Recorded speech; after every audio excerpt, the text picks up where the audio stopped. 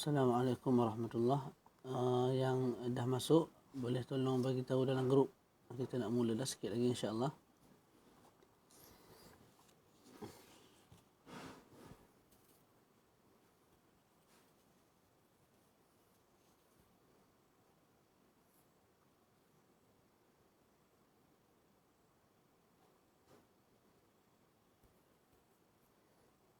Ustaz Amirul Akmal, tolong bagi tahu dalam grup.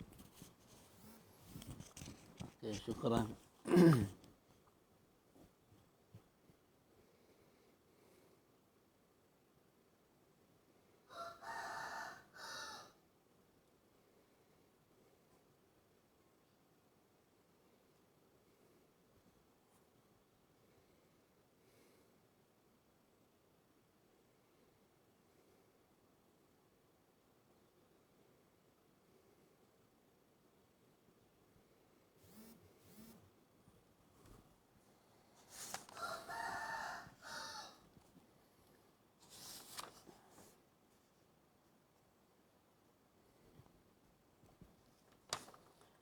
Pukul 11 kita mula insya-Allah. Allah.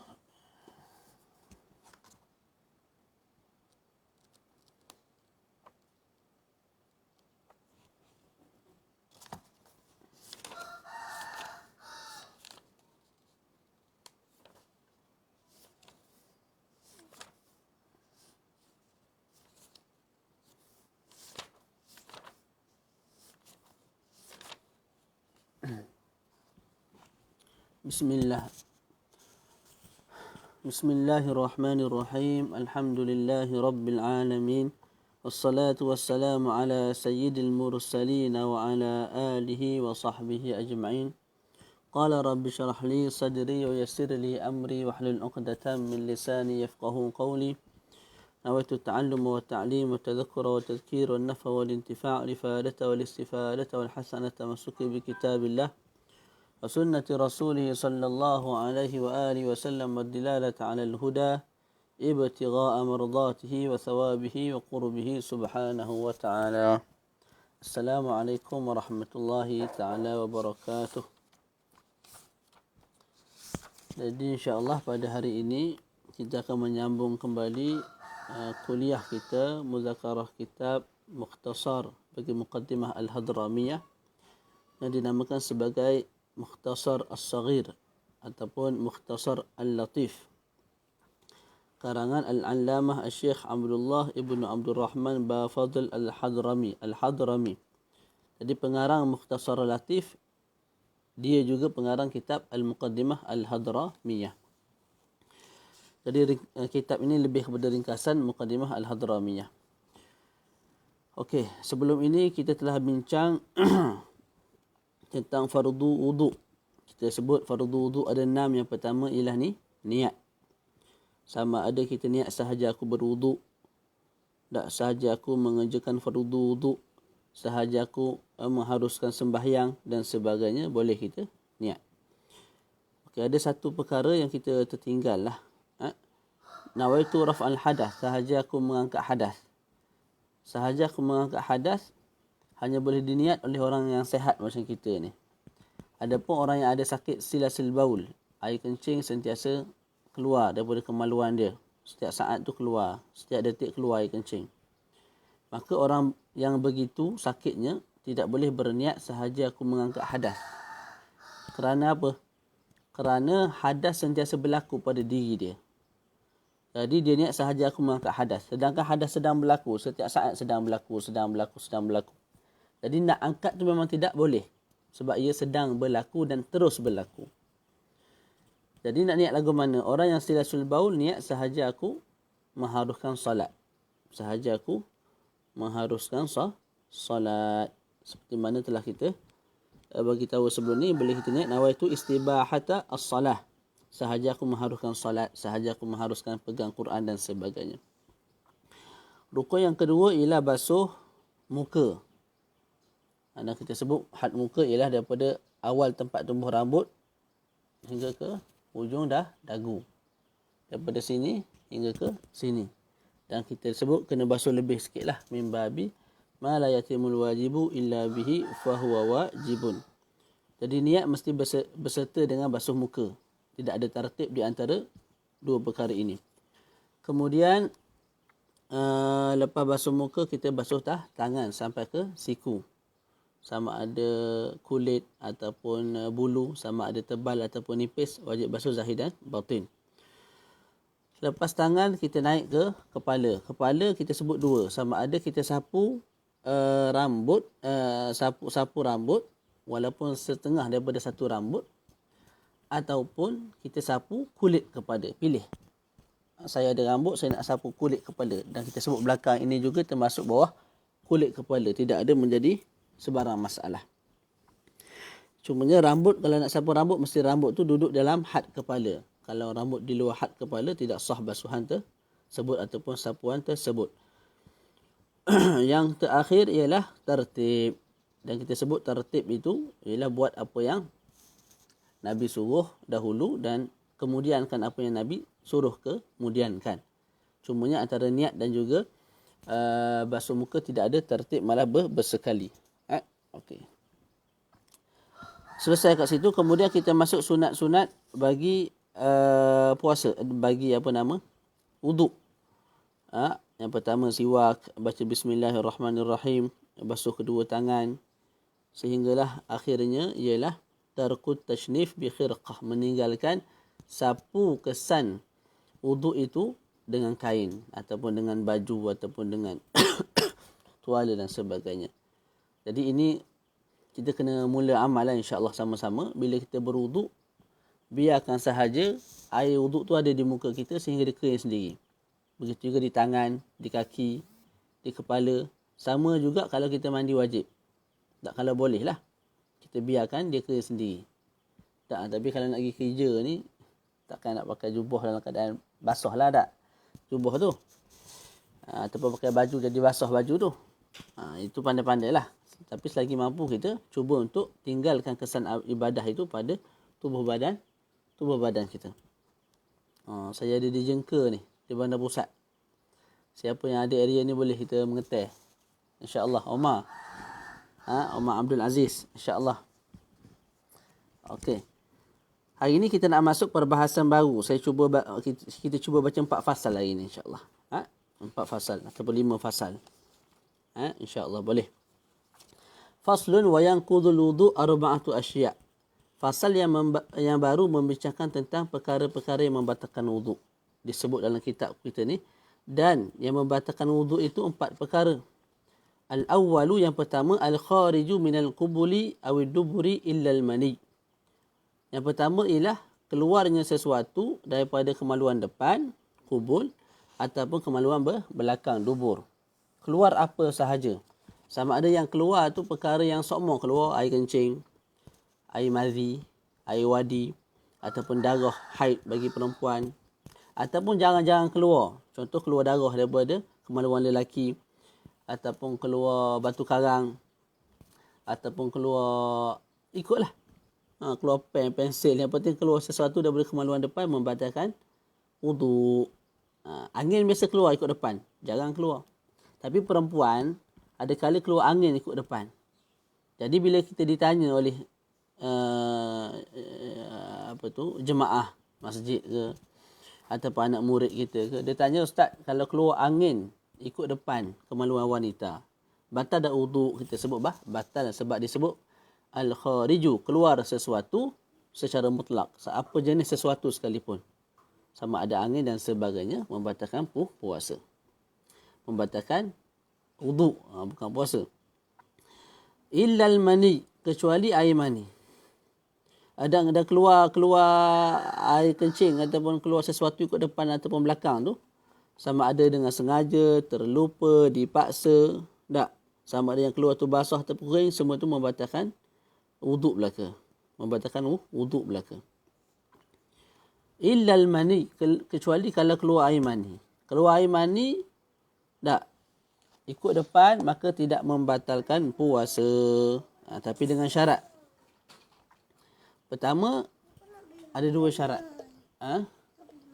Nanti kita beli. Main dulu, nanti kita beli. Yang pertama ialah air mani itu keluar air mani itu air mani sendiri. Yang kedua ialah air mani itu keluar buat kali pertama. Ini faham elok-elok. Jadi kita sebut kalau keluar sesuatu ikut depan dan belakang maka membatalkan wuduk, kecuali lah kalau keluar air mani ikut depan. Air mani yang tidak membatalkan wuduk itu tak mesti cukup dua syarat. Mesti cukup berapa syarat? Dua syarat. Yang pertama, hendaklah air mani itu air mani sendiri. Tak. Berbeza kalau yang keluar tu air mani orang lain ataupun air mani orang lain bercampur dengan air mani sendiri. Ketika itu batal wuduk. Contoh, suami isteri bersama. Tak. Lepas bersama, bila bersama, dia ada dua keadaan. Sama ada isteri puas ataupun isteri tidak puas. Kita sebutlah isteri puas. Bila isteri puas, maknanya isteri juga mengeluarkan air mani. Okey, jadi isteri itu bila dah bersama dengan suami dia, lepas mandi wajib lah. Mandi wajib, lepas mandi wajib dia, contoh dia sembahyang lah. Lepas sembahyang tu, ada keluar lagi baki air mani. Air mani yang keluar ketika mana bersetubuh tadi. Air mani yang keluar tu air mani siapa? Kita nak hukum sama ada wuduk perempuan tu batal ataupun tidak. Air mani yang keluar itu ialah air mani perempuan tersebut dan juga air mani suami. Bukti dia apa? Bukti dia isteri puas, suami pun puas. Jadi baki yang keluar tu air mani kamu berdua. Jadi ada air mani kamu yang keluar? Ada, walaupun dikabur dengan air mani suami juga. Ketika itu kita sebut batal wuduk. Tak, ataupun suami tak keluar air mani, isteri sahaja yang keluar air mani, isteri puas. Tak, lepas dia sembahyang keluar lagi air mani, baki air mani, maka kita sebut air mani itu ketika itu air mani itu tak membatalkan wuduk lah. Air mani itu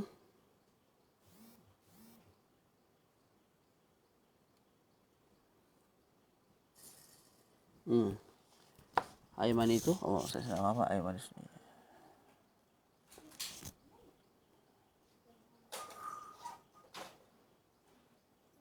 Kejap.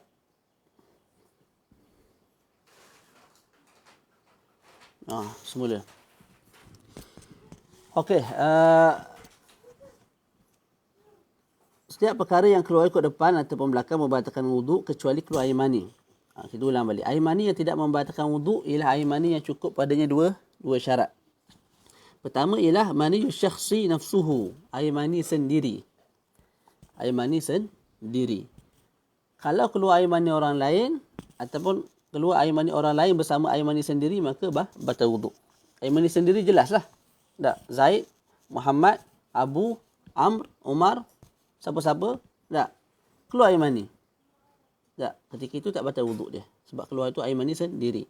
Tapi ada gambaran yang keluar daripada kemaluan tu ialah air mani orang lain. Ada gambaran dia. Ataupun air mani orang lain bersama air mani dia. Ketika itu batal wuduk. Macam mana gambarannya? Tadi kita sebut suami isteri bersama, kedua-duanya puas. Bila kedua-duanya puas, kedua-duanya mengeluarkan air mani. Jadi isteri itu lepas bersama dia mandi wajib. Lepas mandi wajib, sembahyang. Lepas sembahyang tu tiba-tiba ada baki air mani yang keluar daripada kemaluan dia.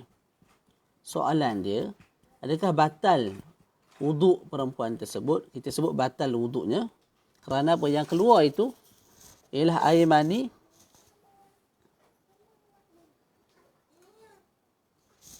kamu dan juga air mani suami kamu. Jadi ada air mani orang lain, maka batal wuduk. Macam mana kita tahu yang keluar tu air mani suami dan air mani dia? Kerana suami dia puas, kamu pun puas. Jadi kedua-duanya mengeluarkan air mani. Bila keluar pula selepas daripada sembahyang air mani, yang baki air mani itu, maka itu ialah air mani kamu dan juga air mani suami. Bila ada air mani orang lain, maka membatalkan wuduk. Okey. Gambaran kedua ialah isteri tak puas. Isteri tidak puas. Contohnya isteri dipaksa, ataupun isteri sedang tidur, ataupun isteri itu belum balik, tidak ada nafsu lagi bersama dengan suaminya. Tak. Jadi ketika itu tidak ada gambaran air mani akan keluar daripada perempuan tersebut. Sebab apa? Tidak ada nafsu dalam keadaan dipaksa ataupun tidur ataupun dalam keadaan apa? Masih belum balik. Jadi lepas bersama tu isteri tu mandi atas alasan bersetubuh. Lepas mandi dia pun sembahyang. Lepas sembahyang keluar air mani daripada kemaluan dia. Baki air mani. Air mani siapa tu? Jawapannya confirm air mani suami. Sebab apa? Isteri tak akan keluar air mani sebab dipaksa. Ataupun sebab tidak ada nafsu kerana masih belum balik. Ataupun sedang tidur. Maka yang keluar itu air mani orang lain, iaitu air mani suami kamu. Maka ketika itu membatalkan wuduk. Jadi syarat pertama air mani tidak membatalkan wuduk, mesti air mani itu air mani sendiri, bukan bercampur dengan air mani orang lain. Yang kedua ialah air mani itu keluar buat kali pertama. Air mani keluar buat kali pertama. Jadi contohlah Muhammad duduk seorang-seorang, tiba-tiba keluar air mani. Tak batal wuduk dia. Okey. Kita bayangkan Muhammad ni dia ambil pecagari, dia sedut balik air mani dia tu, dia masukkan semula ke dalam kemaluan dia. Tak. Bila dimasukkan semula dalam kemaluan dia, kemudian keluar kali kedua air mani tersebut. Ketika itu, air mani yang keluar kali kedua itu membatalkan wuduk. Membatalkan wuduk. Boleh? Jadi itu maksud keluar syarat untuk air mani tidak membatalkan wuduk keluar kali pertama. Jika keluar kali kedua dengan cara disedut balik dan dimasukkan semula dalam kemaluan, kemudian keluar kali kedua, itu membatalkan wuduk. Jangan kita faham keluar kali pertama maknanya dulu, masa umur 15 tahun dulu. Ataupun umur 9 tahun dulu. Lepas tu keluar air mani 10,000 kali pun tak wajib mandi. Itu salah faham lah. Boleh? Jadi itu yang pertama. Yang kedua ialah zawalul aqli illa nauma mumakkidin maq'adahu fil ard. Perkara yang kedua yang membatalkan wuduk ialah zawalul aqli, hilang akal. Akal kat sini maknanya ai at-tamyiz. Hilang tamyiz. Supaya apa? Supaya lebih umum. Kalau kita sebut hilang akal, maka kalau gila sahaja barulah batal wuduk. Sedangkan bukan begitu. Hilang akal dengan mana? At-tamyiz. Hilang tamyiz. Apa dia tamyiz? Tamyiz ialah kemampuan seseorang untuk melakukan perkara-perkara yang daruri secara sendiri. Seperti makan nasi, basuh pinggan, istinja di bilik air, dapat membezakan antara batu dan juga tamar. Bila ditanya nama, dijawab nama. Bila ditanya tempat, dijawab tempat. Itu orang tu dah mumayyiz. Bila hilangnya kemampuan itu, maka batallah wuduk. Hilang kemampuan itu banyaklah. Antaranya bila mana kita tidur. Kita tidur, kita tidak lagi mumayyiz sebab sedang tidur. Ataupun sebab gila. Ataupun sebab mabuk. Mabuk ni maknanya pada pertengahan mabuk dan pada kemuncak mabuk lah. Maknanya ada orang minum, kalau mula-mula minum arak dalam 2-3 togok, waktu tu tak mabuk lagi. Dia baru nak start. Ketika itu tak batal lagi. Bila sampai satu tahap dia, pening itu, tu baru batal. Tapi mula-mula minum, tak. Masa tu dia boleh kontrol diri dia lagi. Maknanya kalau dia drive pun dia tak langgar orang lah. Kalau mula-mula mabuk, mula-mula minum, detik-detik awal. Tapi bila dah berlalu mungkin 20 minit, setengah jam dah jadi koyak, waktu tu batal dia punya wuduk. Ataupun dengan pensan juga membatalkan wuduk. Jadi yang kedua, zawalul aqli, hilangnya tamyiz, kecuali. Dia ada kecuali juga. Illa nauma mumakkinin maq'adahu fil ard. Kecualilah kalau tidur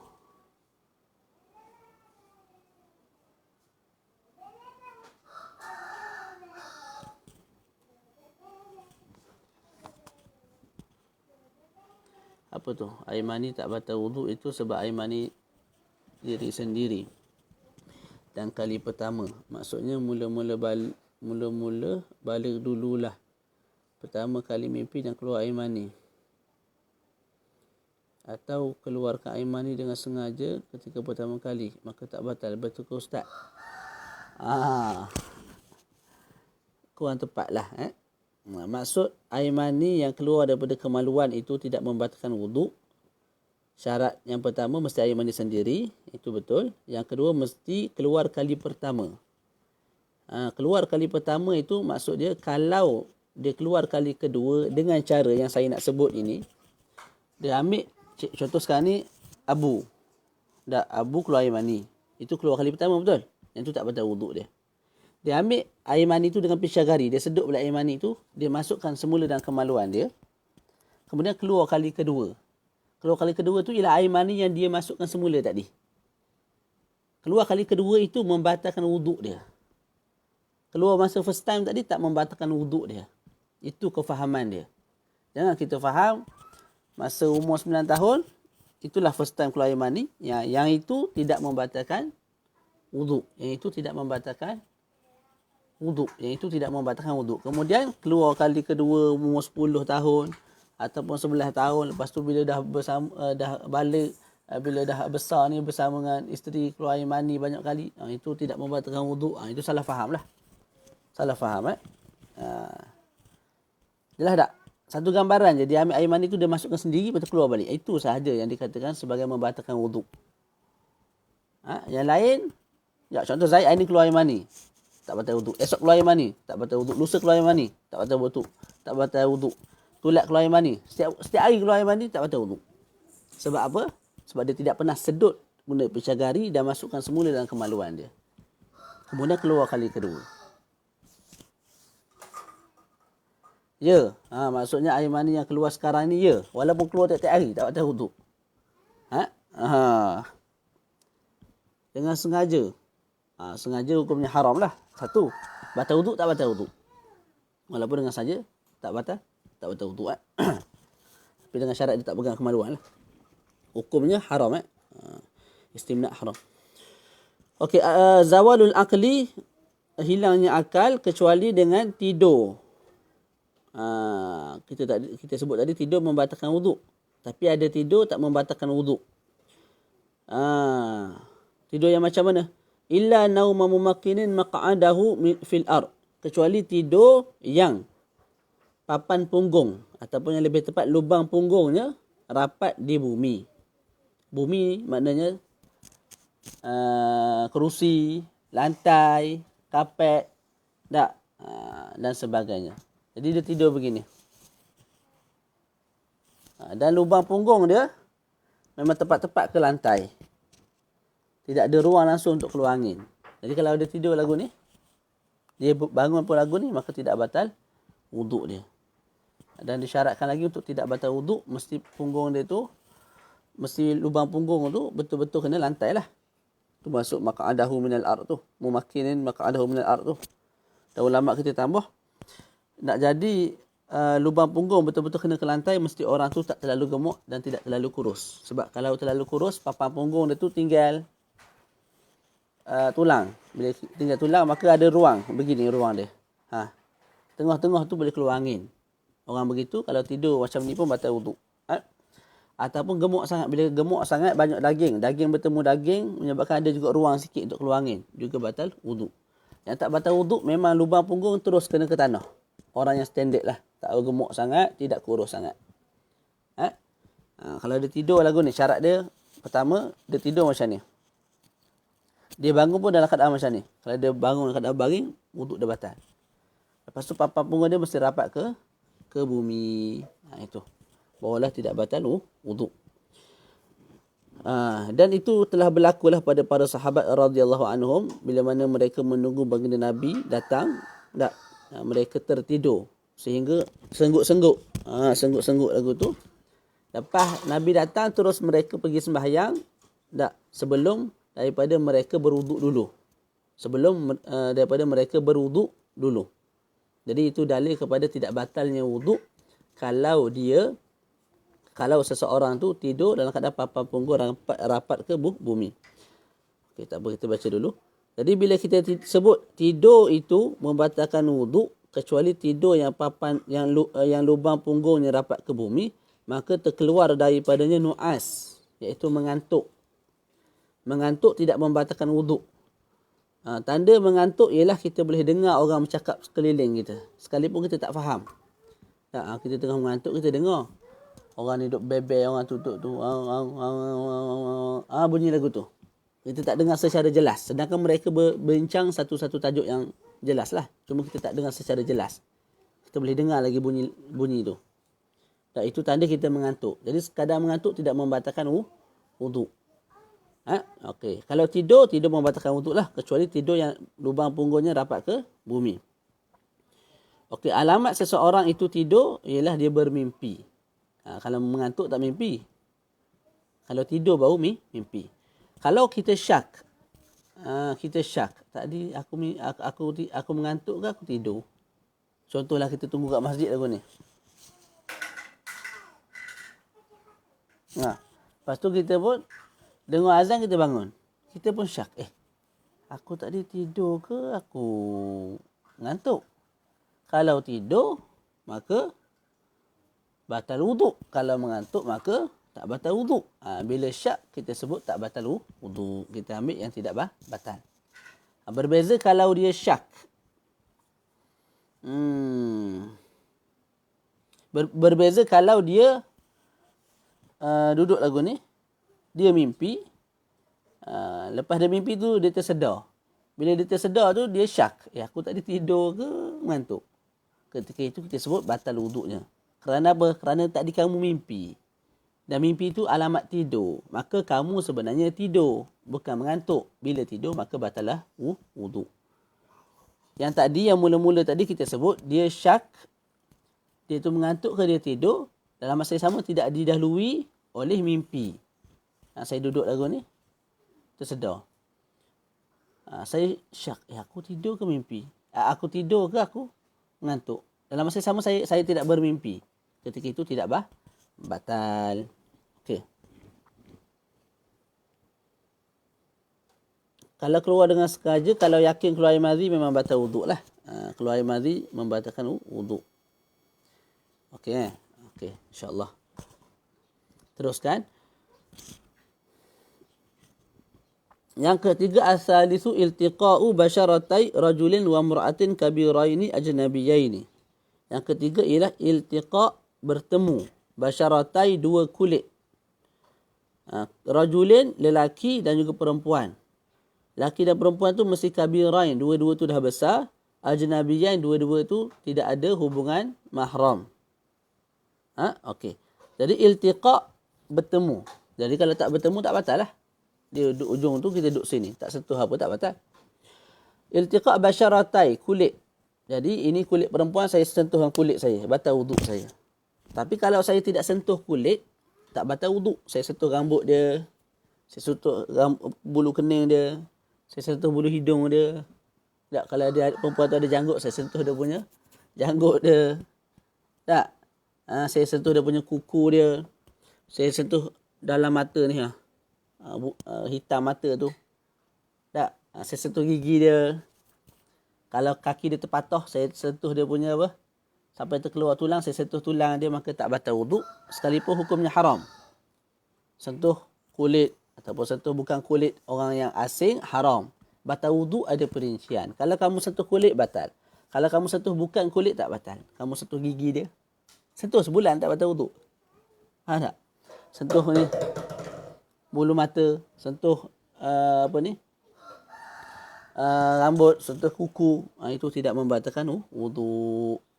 Sentuh dalam ni, mata ni, tak batal juga wuduk. Okey, jadi bila sebut kulit, mesti keluar daripadanya perkara yang tidak dinamakan sebagai kulit. Rajulin wa imra'atin, mesti laki dan perempuan. Maka kalau sentuh laki-laki tak batal. Sentuh perempuan-perempuan juga tidak batal. Tak. Ataupun kita sentuh khunsa juga tak batal. Saya laki, saya sentuh khunsa. Khunsa ni seorang manusia yang ada dua alat kemaluan. Alat kemaluan lelaki dia ada, alat kemaluan perempuan dia ada, dan dua-dua tu syagal. Dua-dua tu berfungsi dengan baik. Dan hari ni dia kencing guna yang lelaki, esok dia kencing guna yang perempuan. Lepas tu lusa keluar haid. Lepas tu tulat keluar air mani ikut kemaluan lelaki pula. Dan begitulah. Semua tu boleh digunakan dengan baik. Dia ada dua alat kemaluan. Khunsa yang muskil. Kita pun muskil. Kawan ni lelaki ke perempuan. Tak, kita sentuh dia tak batal. Sebab apa? Saya lelaki, saya sentuh dia. Ihtimal dia lelaki, maka tak batal. Ihtimal dia perempuan, maka batal. Betul tak? Ihtimal saya lelaki, ihtimal dia lelaki. Kemungkinan dia lelaki, tak batal. Tapi kemungkinan dia perempuan ada tak? Ada juga. Jadi, kemungkinan untuk batal tu ada. Maka kita sebut tidak bila kemungkinan sahaja untuk batal, maka tak batal. Sentuh laki-laki, memang tak batal dah. Sentuh perempuan, sebab khunsa tu boleh jadi perempuan. Tapi boleh jadi, boleh jadi dia bukan perempuan secara yakin. Maka wuduk yang saya yakin ada pada badan ni tidak terbatal dengan syak pada perkara yang membatalkan wuduk. Jadi kalau kita satu khunsa pun tidak batal. Kabirah ini dan dua-dua tu mesti besar. Besar kat sini bukan maknanya umur. Besar kat sini bukan maknanya umur dah balik ataupun umur dah 30 tahun, tidak. Besar kat sini maksudnya ialah lelaki dan perempuan itu dah sampai satu peringkat yang kalau dilihat oleh manusia biasa rasa berminat pada dia. Tak. Mungkin kalau orang Malaysia ni umur 16 tahun perempuan ataupun 15 tahun. Tak, kalau orang lelaki tengok rasa nak pegang, rasa nak sentuh. Rasa bernafsu lah maknanya. Ketika itu batal wuduk kalau kita sentuh dia. Berbeza kalau budak kecil.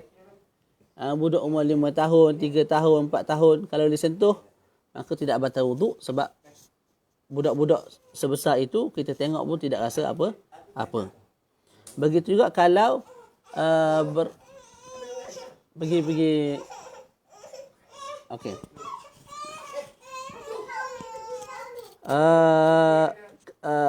Seterusnya apa nak sebut tadi? Contohnya perempuan umur dalam kita sebut dalam 13 tahun. 13 tahun di Malaysia ni kalau kita tengok kita tak ada rasa apalah. Kalau maknanya manusia biasa yang naluri dia selamat, yang sihat, kalau tengok perempuan yang umur 13 tahun tidak rasa apa-apa, tidak rasa bernafsu Ketika itu kalau sentuh tak batal. Tapi umur 13 tahun kalau orang Mesir, badannya lain daripada kita. Badan dia lebih besar. Jadi kalau di Mesir walaupun umur 13 tahun, kalau dilihat oleh orang lain, oleh orang lelaki, rasa nak tu ada. Rasa nak sentuh, rasa nak pegang tu ada. Maknanya nafsu tu wujud. Bila tengok perempuan walaupun umur 13 tahun di Mesir, sebab saiz mereka besar. Maka sentuh perempuan 13 tahun di Malaysia tak batal, sentuh 13 tahun di sana batal. Itu contohlah saya sebut. Boleh? Jadi lepas ni kalau kita sentuh anak saudara, kita sentuh anak jiran kita yang kecil, umur 6 tahun, 7 tahun, yang kita tengok pun tidak ada perasaan apa-apa, tak, ketika itu tidak batal wuduk. Boleh? Jadi kita ambil iktibar ada nafsu ataupun tidak ada nafsu itu berdasarkan majoriti. Majoriti manusia yang selamat nalurinya kalau tengok bernafsu, maka kalau disentuh batal. Kalau majoriti tengok tak bernafsu, maka kita sentuh tidak batal. Itu makna kabirah ini. Dia tidak berkait dengan umur tapi berkait dengan perasaan majoriti terhadap satu-satu perempuan ataupun lelaki. Jadi mesti dua-dua itu besar. Salah satu kecil, dua-dua tak batal wuduk. Kemudian mesti ajnabiyah ini. Ajnabiyah ini makna orang yang asing lah. Tidak ada hubungan mahram. Kalau ada hubungan mahram, seperti ibu kita, kita punya kakak kita punya adik perempuan kita, mak saudara kita, mak mertua kita, ataupun ibu susuan kita, maka kalau kita sentuh tidak batal. Sekalipun dengan nafsu tak batal. Haram-haram lah dengan nafsu tu. Cuma batal tak batal. Mesti orang asing barulah batal. Selesai. Okay, selesai. Kita baca yang nombor 4. Habiskan dulu bab ni. Lepas tu kita buka soalan. Ar-rabi'u masu qubulil adami aw halqati duburih. Yang keempat ialah menyentuh kemaluan anak Adam ataupun menyentuh lubang duburnya. Lubang dubur anak Adam. Bi batnir rahah atau butunil asabi', dengan tapak tangan ataupun tapak jari jemari. Tu yang keempat. Jadi masukubulil adami, sentuh. Bila sentuh ni mana tak ada lapik lah. Kalau ada lapik tak batal wuduk. Jadi ni kemaluan, kita sentuh dengan berlapik, tak batal wuduk kita. Nak batal mesti tanpa berlapik. Masuk. Qubulil adami, sentuh kemaluan lelaki.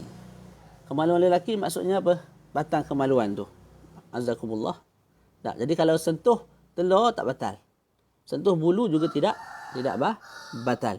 Sentuh tu tak batal. Telur bulu tak batal. Yang batal sentuh batang kemaluan. Ataupun sentuh mahalul jabbi. Mahalul jabbi ni maknanya ni kemaluan contoh. Dipotong. Bila dipotong, dia akan jadi lagu ni lah, kosong kan bahagian ni sebab dah dipotong. Okey, bahagian yang asal tumbuh kemaluan tu kita sentuh kat situ juga batal wuduk. Itu dimaksudkan dengan mahalul jabbi. Jadi sentuh kubul anak Adam. Sama ada kubul sendiri ataupun kubul orang lain. Walaupun orang lain tu budak kecil lagi, anak kita yang kecil, kita basuh berak dia, batal wuduk, basuh kencing dia, batal wuduk kita. Sama ada kita sentuh dengan sengaja ataupun tidak sengaja, sama ada dipaksa ataupun memang ikhtiar diri sendiri, semuanya membatalkan wuduk selagi mana tidak berlapik. Disebut sentuh kemaluan anak Adam.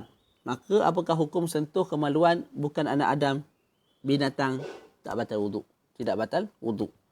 Kata tangan nak sentuh kemaluan lembu ke kemaluan kambing, tak batal wuduk. Okey. Itu satu. Yang kedua, au halqati duburi, ataupun sentuh lubang punggung. Contoh saya buat jelas terus supaya kita faham. Ni punggung. Ni lubang dia. Batal sentuh lubang ni. Kalau kita sentuh papan punggung tu tak batal. 3 minggu sentuh papan punggung tak batal. Faham tak? Yang batal kalau sentuh lubang punggung. Okey, anda kata punggung tu dibuka. Ni dia sebutlah. Kita buka papan punggung. Jadi kita tak sentuh kat luar ni. Termasuk dalam tangan kita sentuh dinding saluran keluar najis tu. Juga tidak batal. Yang batal sentuh di sini. Batal tu pula dengan syarat disentuh dengan bibatnir rahah, dengan tapak tangan. Ataupun au butunil asabi', ataupun tapak jari. Cara nak tahu itu tapak, kita buat lagu ni. Buat lagu ni. Kita tekan sikit. Yang mana bertemu salah satu dengan yang lain, itulah dipanggil sebagai tapak. Macam ni. Tekan sikit, jangan tekan kuat sangat, tekan sikit. Disebut dalam kitab Tahammulun Yasir, tekan sikit. Kalau ibu jari, kita buat lagu ni. Mana yang bertemu antara satu sama lain, itu dipanggil sebagai tapak. Maka kalau sentuh kemaluan begini, dengan hujung, bukan dengan tapak jari, tak batal. Ataupun sentuh dengan tepi macam ni, tak batal. Ataupun ikut belakang, tidak batal. Ataupun sentuh dengan ni. Tengah ni. Macam ni. Tak batal. Sebab bukan tapak jari dan juga bukan tapak tangan. Nak batal mesti tapak jari atau tapak tangan. Cara nak tahu tapak, saya dah terang. Dalam sebuah hadis baginda Nabi SAW, ilmu ni semua daripada Nabi lah. Bukan kita pandai-pandai sebut. Jadi ada dalil-dalil dia. Idza afdha ahadukum biyadihi idza farjihi wa laysa bainahuma satrun wala hijabun falyatawadda. Bila mana salah seorang daripada kamu afdha ni al-ifdha maknanya sudut lughah al-massu bi batnil kaf, sentuh dengan batin al-kaf. Ni termasuklah ni. Tak. Daripada sini ulama Asy-Syafi'iyah mengatakan batal kalau sentuh guna tapak sahaja. Sama ada tapak jari ataupun tapak tangan. Sebab apa? Idza afdha, Nabi sebut. Afdha pada sudut bahasa ialah al-massu bi batnil kaf, sentuh dengan tapak tangan, tapak jari. Idza afdha ahadukum bi yadihi ila farjihi. Kalau salah seorang daripada kamu sentuh kemaluannya dan tidak ada satrun, tidak ada pelapik, tak, maka batal wuduk. Fal yatawadda, Nabi suruh berwuduk. Kalau wuduk tu tak batal, Nabi tak suruhlah berwuduk. Jadi difahami wuduk tu batal, kemudian barulah berwuduk. Okey, dalam hadis sebut batal kalau sentuh kemaluan sendiri. Ila farjihi huwa. Maka ulama Syafi'iyah kata batal juga sentuh kemaluan orang lain. Sebab apa? Itu lebih buruk. Sentuh kemaluan sendiri dah batal. Kalau sentuh kemaluan lain, lagilah jahatnya. Tak? Sentuh kemaluan member lagilah jahat. Tak senonohnya lagilah batal. Jadi dalil dalam mazhab ini bukan semata-mata Quran Sunnah. Dia ada qiyas, dia ada macam-macam lah. Tu. Faslun. Fasal yang baru. Ada soalan tak? Kita buka soalan, kita baca 12 suku, 12 setengah tak berhenti. Semangat sikit. Tidak tak khatam kitab ni. Ada sebarang soalan, saya buka soalan. Boleh tanya. Omar, ada soalan tak? Ustaz Amirul Akmal kita, Muhammad Yusuf, Arif Aiman, Muhammad Syahmi. Saya tak tahu ni yang mana ustaz, yang mana tak ustaz ni. Minta maaf lah kalau panggil nama je. Wafi, Muhammad Wafiuddin Abu Bakar Abdullah Syari ya. Ada sebarang soalan? Tiada soalan. Tak batal. Zakar itu yang batal kalau sentuh batang kemaluan sahaja. Kalau sentuh telur, tak batal. Sentuh bulu, tak batal. 3 soalan Ustaz Amirul tanya. Sentuh khunsa haram ke Ustaz? Sentuh khunsa. Bukan sekadar sentuh khunsa. Khunsa ni dia ada rupa-rupa wanita tak? Ya. Kita sentuh amrat pun, amrat al-jamil pun dah haram. Amrat al-jamil ni pemuda yang dah sampai umur tumbuh janggut tapi belum tumbuh janggut dan rupanya sangat cantik, sangat handsome, sangat smart. Sentuh yang tu pun dah haram. Sebahagian kata kalau dengan nafsu, sebahagian kata mutlaqan haram, sadan lidzara'i. Jadi khunsa pun Allah Alam boleh jadi haram juga. Nak tutup pintu fitnah sejak daripada awal lagi. Untuk lelaki yang dewasa yang bersyawak kepada budak perempuan kecil, batal tak? Ni kita sebut tadi. Kita ikut majoriti. Jadi majoriti kalau sentuh budak tu tak ada nafsu, maka dia sendiri walaupun dia ada nafsu yang kuat kepada budak tu, disebabkan perasaan hati dia dah rosak, naluri dia dah rosak, dah tak selamat, dah tak sihat, maka dia sendiri sentuh pun tak batal. Walaupun dengan bernafsu, tak batal. Sebab kita ambil iktibar majoriti. Bukan dia. Tak. Kalau faras wanita, bagaimana batal? Kalau keluar butir tembikai dari tubuh, keluar butir tembikai batal wuduk. Walaupun tembikai itu suci.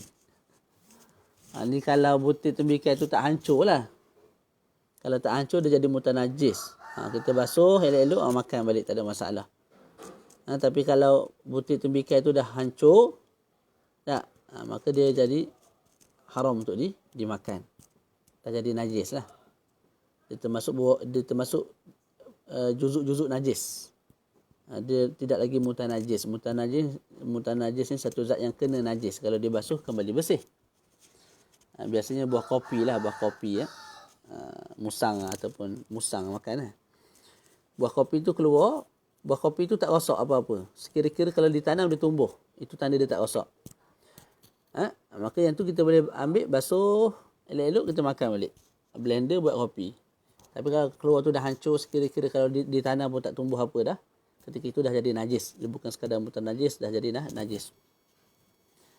Bahagian faras wanita, lupa nak tengok tadi. Bahagian mana yang batal. Nanti saya beritahu balik. Sebut tak sini. Itu penting kat tu. Sini pun tak sebut. Tak sebut sini. Wal qubul fil mar'ah multaqa syufraiha.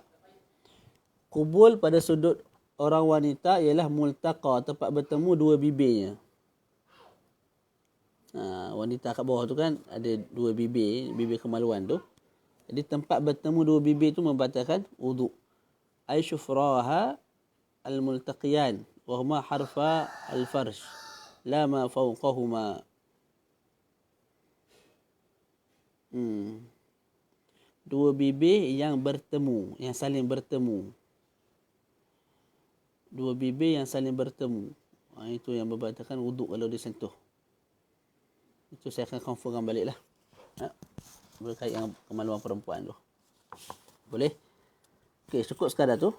Kita sambung lagi lah. Faslun. Tak apa, first time belajar ni memang dia akan jadi keliru sikit.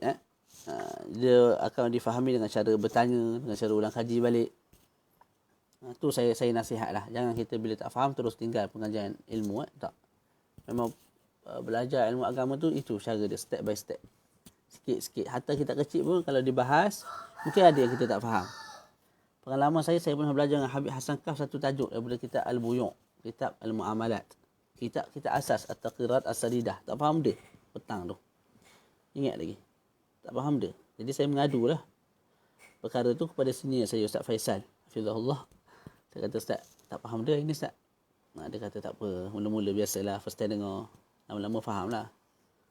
Jadi okey, balik tu cuba tengok balik. Jadi lama kelamaan bila dah selalu dengar, selalu ulang kaji, dah akhir sekali kitab tu pun kita dah sampai tahap boleh mengajar dah. 2 kali 3 kali muzakarah dengan kawan-kawan. Jadi itu dia punya turutan dalam belajar ni. Jangan sekali tak faham bengang, marah, tenang, relax. Kalau kita belajar dapat dalam 50% itu satu nikmat besar dah. Sebelum ni tak tahu langsung. Dah hari ni baru tahu. Perincian-perincian yang berkait dengan perkara yang membatalkan wuduk. Itu satu nikmat. Dan ingatlah 4 perkara ni sahaja. Lepas ni kalau ditanya, Ustaz, kalau saya makan babi 3 ekor, batal wuduk tak? Tak batal. Ustaz, kalau saya sentuh babi seminggu, batal wuduk tak? Tak batal. Saya nak beritahu, saya buat contoh lagu tu supaya nak beritahu 4 ini saja yang membatalkan wuduk. Tak. Jangan salah faham terhadap contoh tu, tak. Contoh tu nak beritahu kita, buatlah perkara apa pun, kalau bukan 4 ni tak batal. Ustaz, saya lumur tahi kat badan ni, penuh satu badan, tak batal. Tahi babi, Ustaz, tak batal wuduk kamu. Ni sahaja 4 perkara ni batal. Tak ada yang 4 ni tak batal. Lepas tu najis tu cerita lain. Haram tu cerita lain, lumur badan dengan najis. Batal wuduk tak batal. Yang batal 4 ni sahaja. Ada orang belajar sekolah agama 6 tahun. Masih bertanya, Ustaz, kalau saya sentuh badan saya sentuh babi dan anjing, batal wuduk tak? Tu. Macam mana belajar tu? Kalau perkara yang membatalkan wuduk pun masih bingung. Tu. Sebab tu saya buat kelas ni. Saya sedari perkara tu. Jadi kita tak nak pelajar-pelajar yang ke Mesir ataupun ustaz-ustazah kita yang mengajar di surau masjid. Bukan surau masjid, di sekolah tu utamanya. Keliru lagi bab-bab lagu ni. InsyaAllah sama-sama kita ulang kaji. Faslun, satu fasal yang baru. Wa manin taqadha wudu'uh. Dan barang siapa yang batal wuduknya. Macam mana nak batal wuduk? Sama ada batal wuduk kat sini maknanya sama ada dia tu ada wuduk, lepas tu batal. Saya ada wuduk, saya terkentut, batal. Saya ada wuduk, saya sentuh perempuan, batal. Saya ada wuduk, saya tidur, batal. Saya ada wuduk, saya sentuh kemaluan, maka batal. Ataupun maksud kat sini ialah mereka yang tidak didahului oleh ada wuduk. Contoh budak lahir daripada perut mak tu, ada wuduk tak? Kita duduk dalam perut mak 9 bulan tak? Pernah tak kita berwuduk dalam perut mak kita? Sampai masa sebelum keluar tu wuduk sekejap, buat perkara sunat dalam perut mak tu, lepas tu keluar. Tak ada. Jadi orang keluar daripada perut mak ni dalam keadaan berhadas. Betul tak? Mereka juga termasuk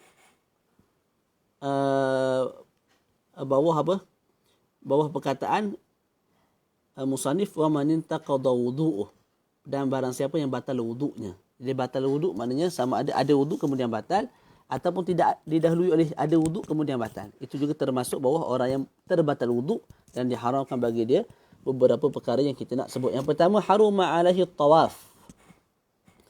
Haram baginya tawaf. Haram dan juga tidak sah. Sama ada tawaf fardu ataupun tawaf sunat. Nabi bersabda, at-tawafu bimanzilati salah illa anna Allah Ta'ala qad ahalla fihi nutqa. Faman nataqa fala yantuqu illa bi khair. Tawaf itu levelnya, tingkatannya seperti sembahyang. Maknanya solat, sembahyang itu kena tutup aurat, tawaf kena tutup aurat. Sembahyang itu mesti tidak ada hadas kecil, hadas besar, maka tawaf pun begitu. Kecuali Allah Ta'ala menghalalkan ketika mana tawaf itu boleh bercakap. Beza dengan sembahyang, tak boleh bercakap bukan-bukan. Tak, maka barang siapa yang nak bercakap, janganlah bercakap kecuali benda-benda yang baik. Tu. Jadi bila Nabi sebut at-tawaf bimanzilatis salah, salah itu perlu kepada, sembahyang itu perlu kepada wuduk, maka tawaf juga perlu kepada wuduk. Bila tawaf dalam keadaan tidak ada wuduk, bukannya haram dan juga tidak sah. Was-salatu, yang kedua ialah salat.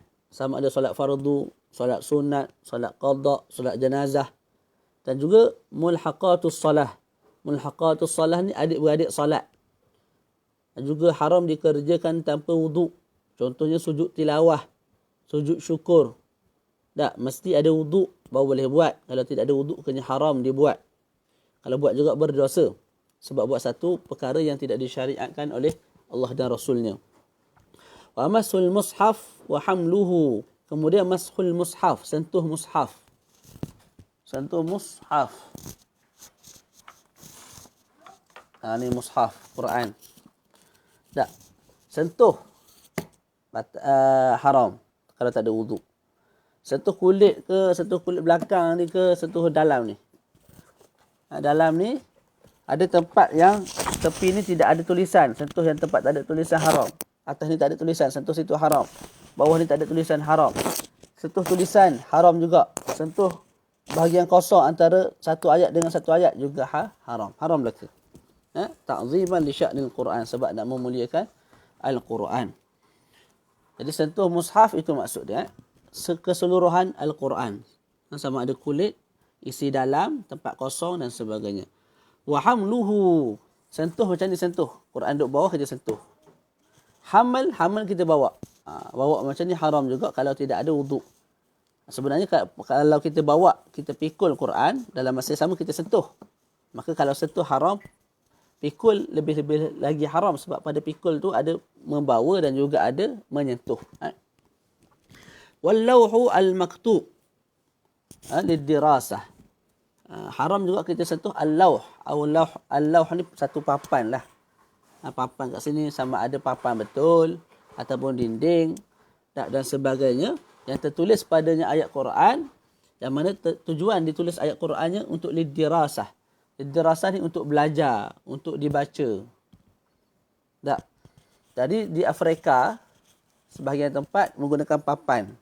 Bila nak menghafal surah Al-Masad, mereka tulis qul huwallahu ahad, Allahus samad, lam yalid wa lam yulad wa lam yakul lahu kufuwan ahad. Tulis tu atas niat nak belajar, nak membaca, nak menghafal. Haram sentuh papan tu, tak, walaupun tempat yang tidak ada Quran, dengan ketiadaan wuduk. Itu di sisi mazhab Imamun al-A'zam, Imamu Asy-Syafi'i radhiyallahu taala anhu. Boleh. Sebahagian masjid dia dekat depan tu ada surah Al-Insan, surah Sajdah. Tujuannya apa tu? Perhiasan semata-mata? Tak.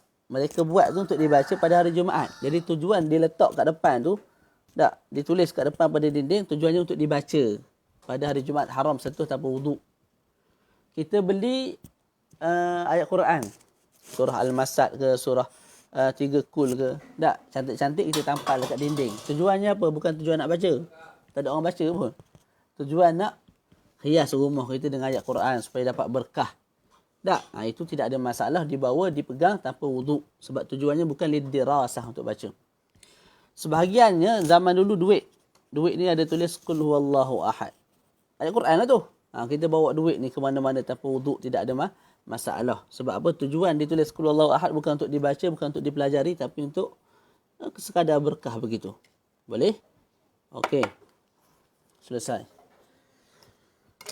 Wa yahillu, jadi itu makna wallauhi al-maktub juga haram disentuh lil dirasah. Tapi kalau lauh al-maktub itu tulisan yang ditulis pada dinding, pada kertas itu untuk tujuan lil dirasah, belajar ataupun mengajar ataupun baca, ketika itu haram.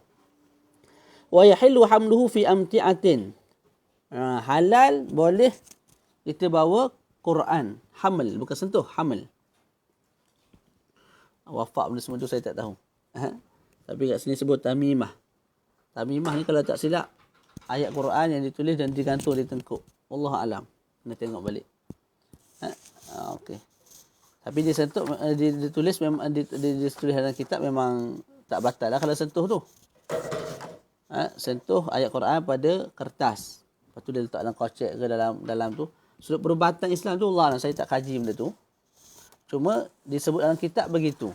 Kalau kita pakai sesuatu tak atas niat untuk defend diri, tahassun, makna jaga diri daripada syaitan dan jin dan semua tu, atau ambil berkat, maka tidak ada masalah.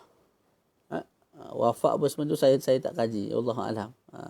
Dia ayah ini pun kita bergaduh pasal wafak tu. Eloklah bila ada perselisihan tu, maknanya ilmu kita ni semakin berkembang lah di Malaysia ni. Ada perbahasan ilmiah tu. Sebab setiap orang ni layak ditolak dan diterima pandangannya illa sahibu hadal maqam, kecuali baginda Nabi SAW. Cumanya kita kena kawal lah. Kawal kritikan dan juga perselisihan pandangan tu supaya tidak menyebabkan pergaduhan ataupun putus silaturahim. Itu je lah. Sebab perselisihan itu akan terus berlaku sampai kiamat. Itu ialah sunnatullah di atas muka bumi ini. Okey. Nanti saya tengok balik sudut wafak tu.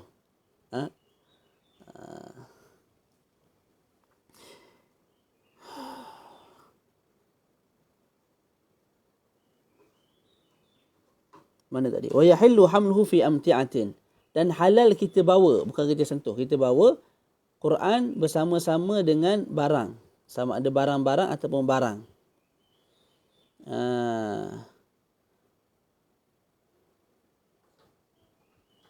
Tapi dengan syarat kita tidak niat untuk membawa Al-Quran sahaja. Kita tidak niat membawa Al-Quran sahaja. Boleh. Contohnya saya ada beg. Dalam beg tu ada Quran dan juga ada pensil, ada buku, ada kitab Al-Mukhtasar Latif. Jadi saya bawa beg tu, saya pikul lah tu. Dalam tu ada Quran. Jadi dinamakan sebagai pikul Quran. Betul? Tapi disebabkan dalam tu ada perkara lain seperti buku, beg, seperti buku, pensil, pen dan sebagainya. Ketika itu kalau kena gaya, saya bawa beg tu walaupun tidak ada wuduk, hukumnya tidak haram. Apa cara dia? Apa dia punya cara dia? Caranya ialah pertama tu lah, dalam beg tu ada barang lain selain daripada Quran. Yang kedua, kita niat tu jangan kita niatkan untuk bawa Quran sahaja. Wa yahillu hamlu fi amti'atin la biqasdihi ay ma'aha bal wa ma'a mata'in wahidin biqasdil mata'i wahdah aw la biqasdi syai'. Okey. Dia sebenarnya begini.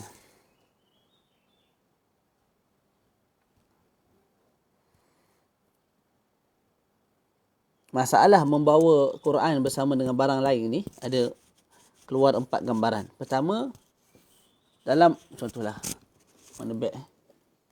Contohlah ni beg, nak bagi mudah. Bukan beg ni contoh. Dalam ni ada Quran, dalam ni ada pen, pensil apa semua tak. Jadi saya bawa macam ni. Bawa. Niat saya, kalau niat saya bawa tu untuk bawa Quran sahaja haram, tak boleh. Tapi kalau saya niat untuk bawa beg, untuk bawa pen sahaja ataupun kitab selain daripada Quran sahaja, maka boleh. Itu dua dah. Ataupun saya niat, saya tak niat apa-apa.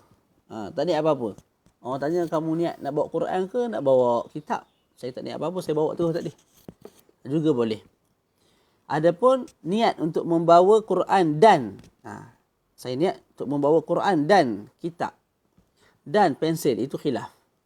Sebagian ulama sebut bila kamu niat nak bawa Quran dan juga bawa pen, ketika itu haram. Sebab apa? Ada niat nak bawa Quran dan kamu tidak ada wuduk. Sebagian ulama sebut bila gabungkan niat nak bawa Quran dan juga bawa barang lain, sebagian ulama sebut boleh, tidak ada masalah. Jadi 4 gambaran saya ulang. Pertama, kita niat nak bawa Quran saja, haram. Yang kedua, kita niat nak bawa barang sahaja. Niat tu sekadar selintasan hati lah. Kita datang, ada Quran. Jadi kita belajar bab ni, kita pun buat halah lah. Jadi niat ni nak bawa pen, nak bawa buku. Memang kita nak bawa pun buku tu. Tapi Quran tu mengikut lah. Sekiranya mengikut begitu. Jadi kita niat nak bawa pen, buku, maka tak haram.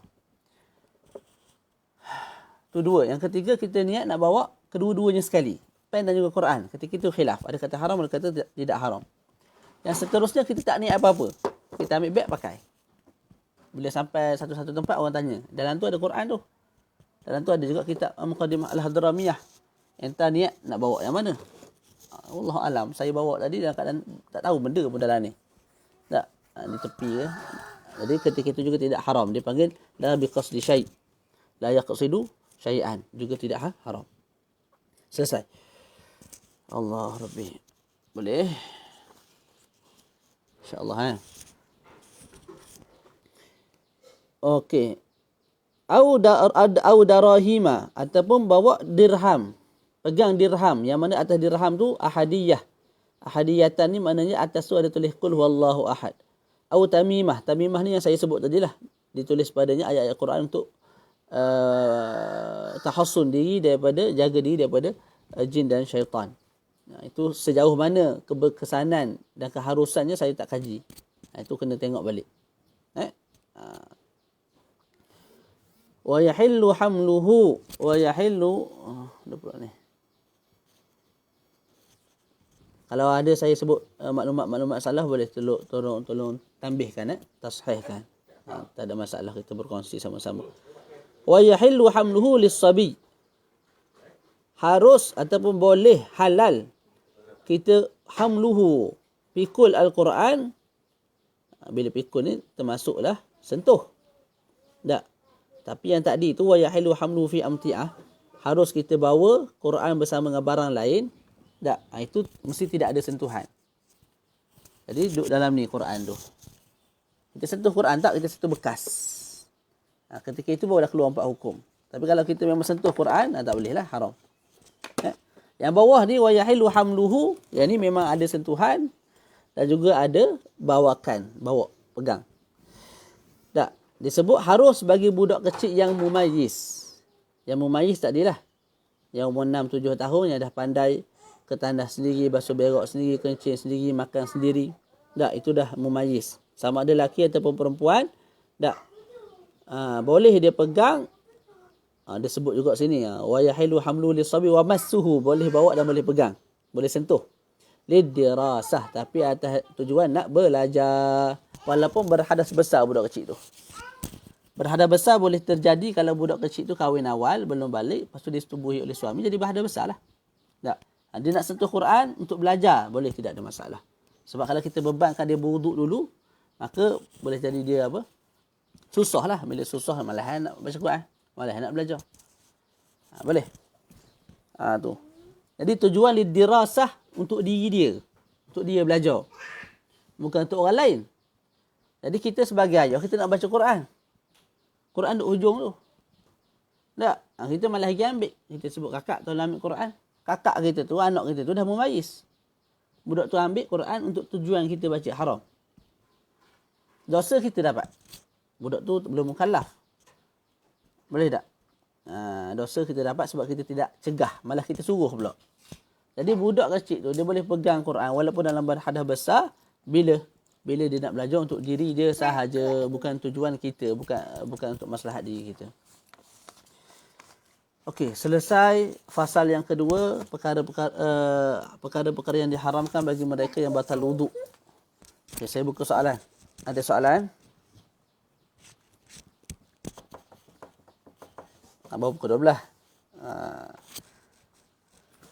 Ada soalan tak?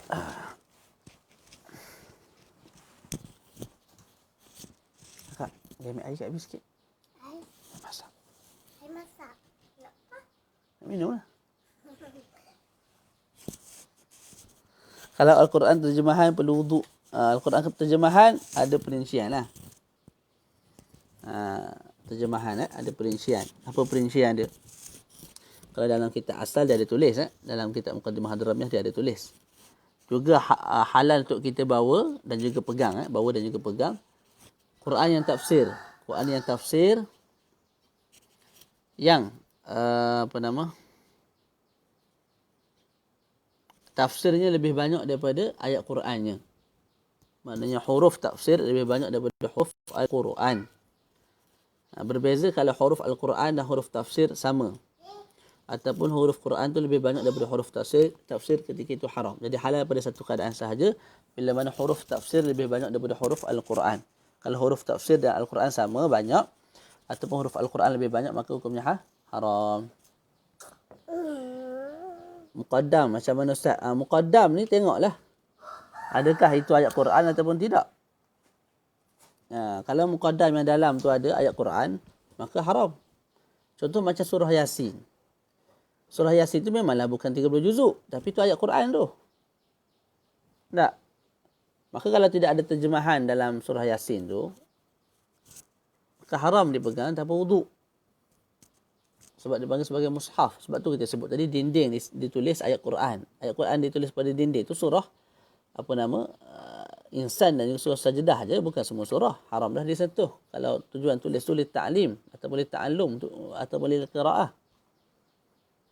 Jadi muqaddam pun tengok keadaan. Kalau muqaddam tu sekadar alif, ba, ta, sa, jim, ha, kha, yang tu bukan Quran. Tak panggil Quran begitu. Itu muqaddimah untuk seseorang tu mampu baca Quran.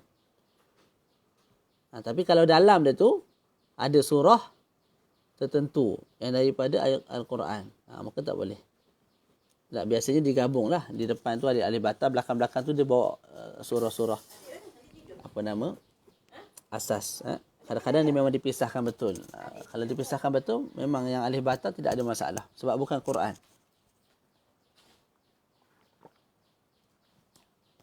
Boleh? Ada soalan lain? Okay, kita baca lagi. Boleh? Bismillah. Kau nak berhenti dah? Macam mana ni? Baru 2 fasal ni. Kita baca 1 fasal lagi InsyaAllah. Mudah je. Kat mana adik ni? Adik? Tidur. Tidur adik. Faslun, 1 fasal yang baru. Yuqaddimu dakhilul khala'i yasarahu. Ini adab je.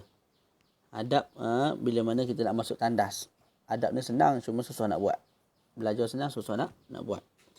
Okey, insyaAllah kita teruskan. 1 fasal yang membicarakan tentang adab-adab masuk ke tandas.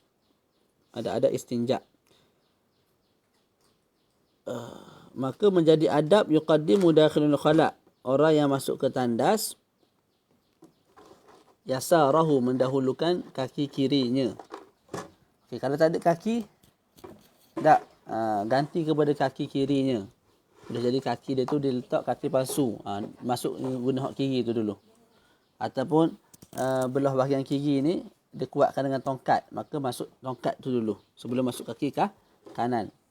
Tak, ataupun dia kuatkan dengan tangan dia, maka masuk tangan kiri dulu sebelum tu pelik sikitlah. Masuk kaki tangan kiri, lepas tu masuk kaki kanan. Tak, pelik sikitlah hak tu. Okey. Sehingga kan kalau orang yang masuk ke tandas itu masuk di satu tempat daripada padang pasir yang disediakan untuk qada hajat. Padang pasir luas. Tak. Jadi dia ambil satu tempat khas untuk qada hajat di situ. Maka tempat itu bila kita ada niat untuk jadikan tempat qada hajat, maka tempat tu kita panggil khala' juga. Bila sampai di kawasan tu nak masuk, kita masuk kaki kiri juga. Okey, Syekh sebut yuqaddimu dakhilul khala' yasarahu. Orang yang masuk ke tandas mendahulukan kaki kirinya. Adakah untuk berak, kencing, buang air besar? Syekh tak sebut benda tu. Jadi mutlaqan, sama ada masuk tandas untuk ambil barang, untuk buang air besar, air kecil, dan untuk gosok gigi, untuk apa sekalipun, tak, bila masuk ke tandas kita dahulukan kaki kiri. Selesai. Wa idza kharaja yuqaddimu yaminah. Bila mana keluar daripada tandas, kita dahulukan kaki kanan. Kita dahulukan kaki kanan. Berbeza dengan masjid. Masjid tempat mulia, tak, kalau madrasah dan sebagainya, kita dahulukan kaki kanan, keluar kaki kiri. Tapi tandas dan tempat-tempat yang kotor, seperti mana tempat kumbahan ataupun tempat cukai, orang pungut cukai. Cuma cukai ni ulama khilaf lah. Ataupun ulama ada perincian, adakah cukai ni haram? Sebagian ulama semasa mengatakan cukai yang disebut haram itu oleh baginda Nabi, maknanya cukai yang padanya ada kezaliman terhadap orang miskin. Sekira-kira diambil cukai daripada orang miskin dan dibiarkan daripada orang kaya. Cukai begitu haram. Adapun cukai yang padanya ada keadilan, maka tidak ada masalah lah. Di antara fatwa Syekh Ahli Jumaah. Sebab alasan beliau ialah zakat fitrah ataupun zakat-zakat yang lain, yang layak dapat zakat ialah 8 asnaf sahaja. Tidak ada peruntukan dalam 8 asnaf tu, tidak ada golongan yang disebut sebagai maslahat umum. Maknanya nak bina jambatan, nak bina bangunan, banyak benda lah. Negara, keperluan negara ni banyak. Nak bayar tentera dan sebagainya, banyak benda. Jadi kalau sekadar zakat, dan zakat tu memang tidak disediakan untuk perkara-perkara ni, jadi macam daripada mana kerajaan nak cari duit untuk tanggung negara kita ni untuk terus membangun dan maju. Jadi sebagian ulama sebut cukai yang diharamkan ialah cukai yang padanya ada kezaliman. Tapi cukai yang tidak ada padanya kezaliman maka boleh diambil atas tujuan apa? Atas tujuan negara kita lah. Kita nak naik highway, tak? Nak naik sedap, tak ada rosok sana rosok sini, mesti kita bayar sikit duit. Sebab kalau tak bayar, kalau rosok siapa nak bayar? Siapa nak baki, nak kutip duit celah mana? Kalau tak ada langsung cukai, semata-mata zakat, pendapatan lain dah tak ada. Tak, maka sebagian ulama sebut boleh atas alasan yang tadilah. Banyak perkara yang diperlukan dalam negara kita ni perlu kepada duit. Itu. Allah alam lah. Itu pandangan yang saya baca daripada kitab Syarih Jumaah. Diterima untuk dirad dan kalau nak ambil pun tidak ada sebarang isu lah. InsyaAllah. Jadi kalau tempat cukai yang pada ada kezaliman, kita masuk kaki kiri. Kita pergi tempat-tempat pasar dan sebagainya, masuk kaki kiri. Tempat-tempat baik masuk kaki kanan. Wala yahmilu zikrallahi wasma rusulihi wa nahwahu. Okey. Dan jangan kita bawa ketika masuk ke tandas zikrallah. Zikrallah maknanya apa dia? Barang-barang yang padanya ada disebut nama Allah Ta'ala. Barang-barang yang padanya ada disebut nama Allah Ta'ala. Hukumnya makruh kalau dibawa ke tandas. Ataupun nama Nabi. Nama Nabi Muhammad ke, nama Nabi lain ke.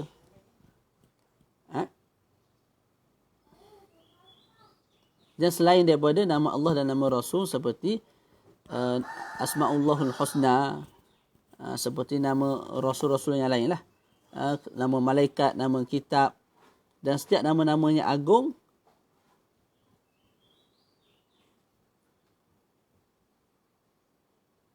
dan setiap nama-nama yang agung kat sini disebut apa dia? Sekejap.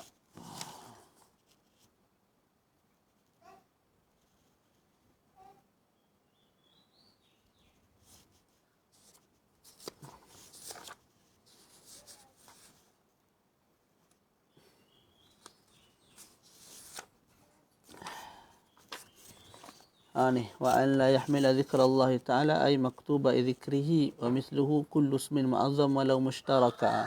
Walaupun nama tu mushtarak. Contoh Abdul Aziz.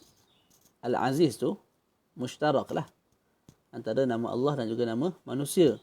Tak, seeloknya jangan kita bawa ke tandas. Muhammad Naim contoh. Muhammad tu nama Nabi. Dalam masa yang sama nama kita Muhammad Naim.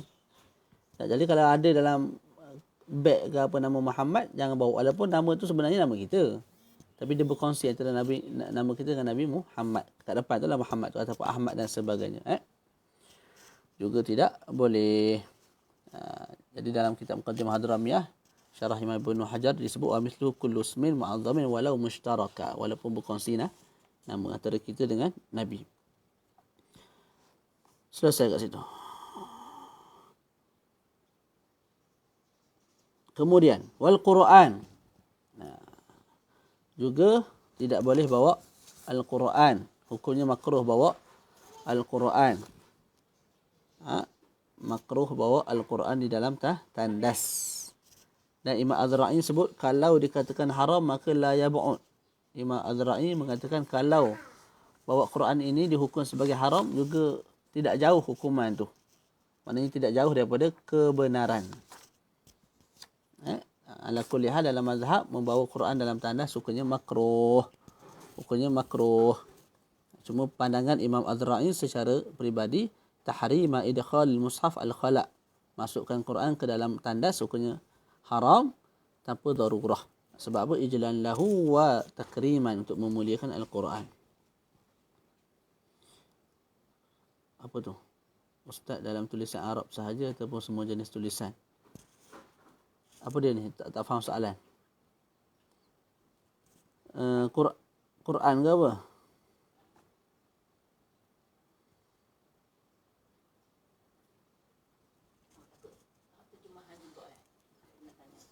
semata-mata terjemahan tanpa Quran. Jarang orang terjemah tanpa Quran ni, ayat Quran mesti ada. Ala kulli hal hukum bawa Quran sendiri makruh. Jadi kalau sekadar tulisan terjemahan lagi lah levelnya lagi bawah lah daripada hukum makruh tu. Cuma kita sebut tadi Imam Azra'i memilih kata haram. Dan mulanya tak payah bawa lah. Tak pasal bawa Quran dalam tanda haram dah. Kecuali kalau takut hilang. Tapi biasa Quran kita orang tak curi. Orang tak nak baca. Faham tak? Okey.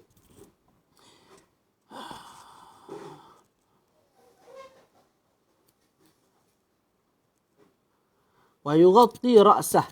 Kemudian sunat kita tutup kepala kita bila masuk. Ni sama-samalah. Wa yab'udu. Kemudian sunat juga, adabnya juga ialah kita jauh daripada manusia bila kita kencing dan buang air besar.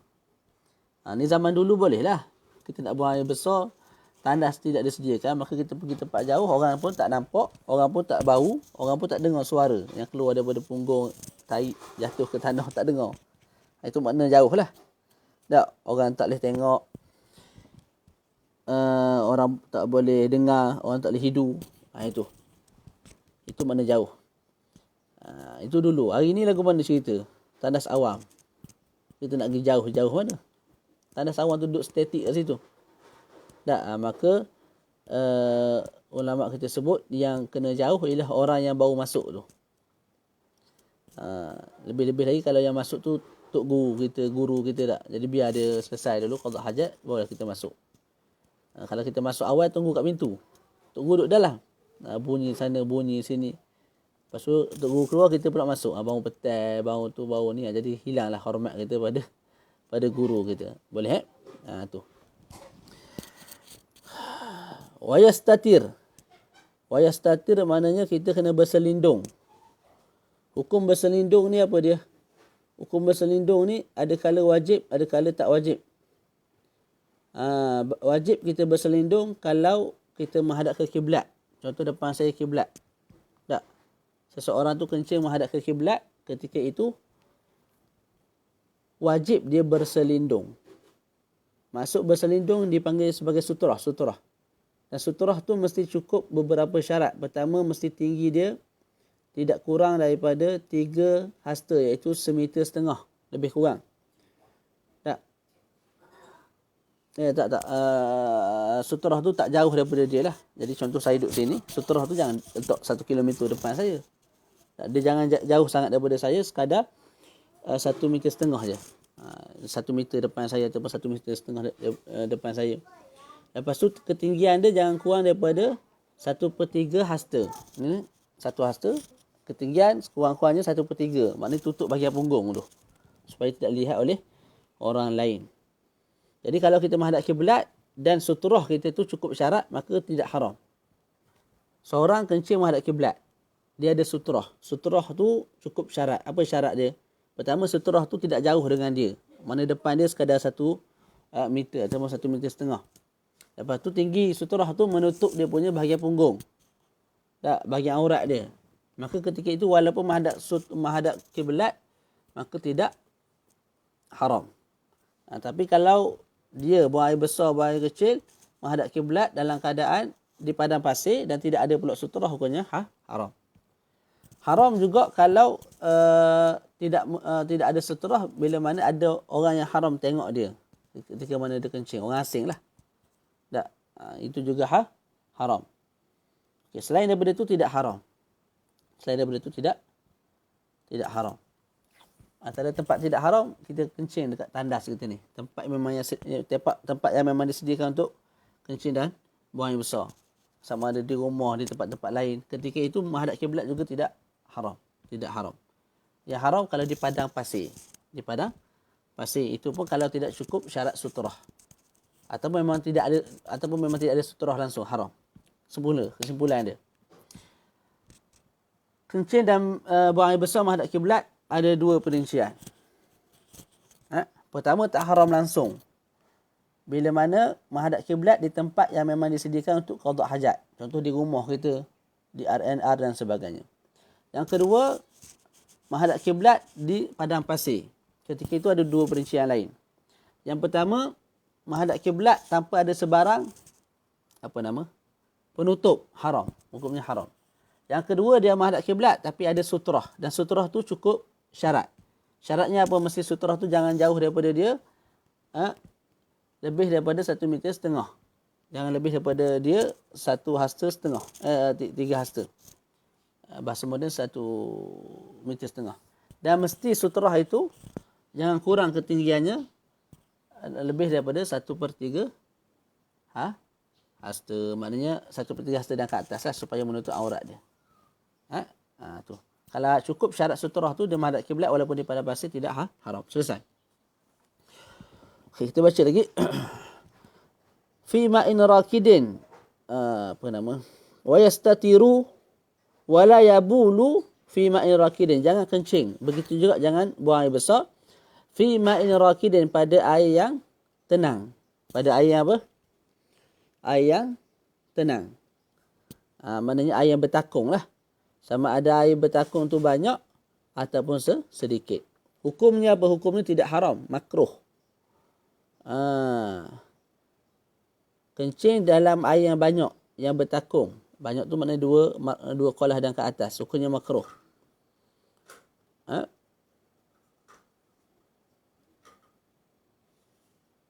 Kencing dalam air yang bertakung yang sedikit, kurang daripada 2 kolah, hukumnya makruh juga. Sebab apa makruh? Kita tidak sebut haram, sedangkan dia menajiskan air. Kalau air sedikit masuk najis, sekalipun tak berubah warna, bau dan rasa, jadi najis. Jadi kamu telah menajiskan air. Kenapa tidak dikatakan haram? Kita sebut tidak diharamkan, tidak dikatakan haram kerana ada lagi kemungkinan untuk kita bersihkan balik air itu dengan cara mukasarah. Mukasarah ni kita tambah air sampailah air yang sedikit tu jadi banyak dan hilang rasa, bau dan warna. Kemudian dia akan jadi kembali bersih. Sebab tu tidak disebutkan haram, hanya disebutkan makruh. Okey, kencing dalam ataupun berak, kencing ataupun buang air besar dalam air yang bertakung, itu makruh selagi mana air itu tidak terlalu banyak. Kalau air terlalu banyak, apa air yang terlalu banyak? Air yang terlalu banyak ni kalau kita tepuk belah kanan, belah kiri dia tak bergetar. Kalau air sekadar cawan ni, ataupun kolah kecil, kita tepuk belah ni, getaran dia akan pergi sampai ke hujung dinding belah kiri ni. Betul tak? Tapi kalau pantai, sungai, dia bertakung lah tu. Contohlah sungai tu bertakung, tapi besar lah. Kolam yang sangat besar. Kita tepuk belah ni, pukul kuat mana pun. Kalau kita terjun pun, bila terjun kan dia ada ombak dia kan. Getaran dia tu. Getaran tu tak pergi sampai ke hujung sana. Sekadar tengah, terus hilang getaran tu. Ketika itu, air tu dipanggil mustabhir. Ataupun mustabhar, terlalu banyak. Ketika itu, kalau kencing ataupun berak dalam tu, tidak makruh. Tapi jangan buat kerja lagu tu lah. Pergi tempat perangginan mana-mana, berak kencing. Kesnya tak makruh. Air sekali makan maki dengan orang lain. Faham tak? Selak air pula kena saman. Hukum fiqhnya begitulah. Okey. Wa qalilin jar. Wa qali, tapi kalau kalau kencing di tempat orang tu haram lah, sebab tu milik orang lain. Ada yang makruh tu kalau di tempat kita, kolam kita, bekas air kita, yang tu hukum dia makruh. Tak lagi daripada makruh. Tapi kalau tempat orang lain, haram lah. Air sikit ke banyak, dia menyakiti orang lain lah bila kencing berak tu, maka haram. Okey, selesai. Terus, wa qalilin jar, begitu juga makruh kencing dalam air yang sedikit yang mengalir. Sebab dia boleh menajiskan air. Berbeza kalau air itu banyak dan mengalir, itu tidak ada masalah sebab dia tidak menajiskan air. Kalau kencing pada waktu malam juga makruh sebab dikatakan malam ialah tempat pada waktu malam tempat jin tinggal ialah di air. Wajuhrin, lubang juga makruh kita kencing dalam lubang. Lubang sama ada lubang yang berbentuk bulat ataupun lubang yang jenis rekahan, juga makruh. Sebab apa? Bimbang dalam tu ada ular. Bila ada ular kita akan disakiti. Kalau dalam tu ada semut, maka kita menyakiti hamba Allah Ta'ala tu. Maka tak boleh lah. Makruh. Wa mahabbir rih, juga makruh kita kencing di ataupun berak yang jenis berak cair lah. Orang panggil apa? Syirik. Di tempat angin yang kuat. Sebab bimbang bila kita kencing ke arah angin tu tolak balik air kencing tu kena badan kita, najis badan kita. Ataupun kita buang air besar. Buang air besar pula, apa dia? Allahumma salli ala Muhammad. Syirik. Azakumullah. Bila syirik, maka terperciklah. Najis tu kena kaki kita ke. Tak? Maka hukumnya makruh. Kemudian wadhil lin maqsud. Wadhil lin maqsud. Wadhil lin maqsud ni maknanya apa? Tempat rehat lah. Zil ni maknanya tempat berteduh. Bayang-bayang. Jadi tempat berteduh lah. Tempat berteduh yang dituju oleh orang ramai. Tempat berteduh yang dituju oleh orang ramai, maksud ni tempat dituju oleh orang ramai, ada dua. Pertama, kalau musim panas, orang akan cari tempat redup. Bawah-bawah pokok, bawah-bawah pondok. Tapi kalau musim panas, kalau musim panas, orang akan cari tempat redup. Kalau musim sejuk, orang akan cari tempat yang dapat cahaya matahari. Untuk mendapatkan kepanasan. Itulah sebab musim sejuk sangat. Jadi itu maksud dia. Jadi kalau musim sejuk, kita berak dan kencing di tempat yang selalu orang berkumpul untuk dapatkan cahaya matahari, itu juga hukumnya makruh. Hukumnya makruh. Sekejap.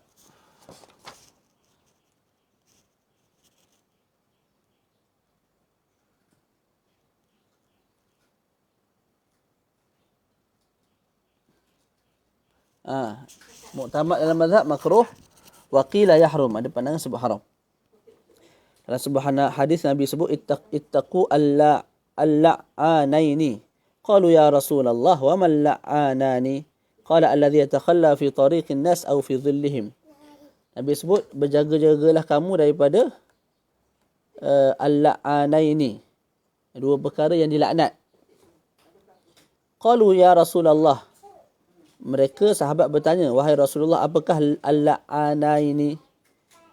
Maka Nabi jawab, mereka yang kencing berak di jalan orang dan juga di tempat orang berteduh, tempat orang rehat. Okey.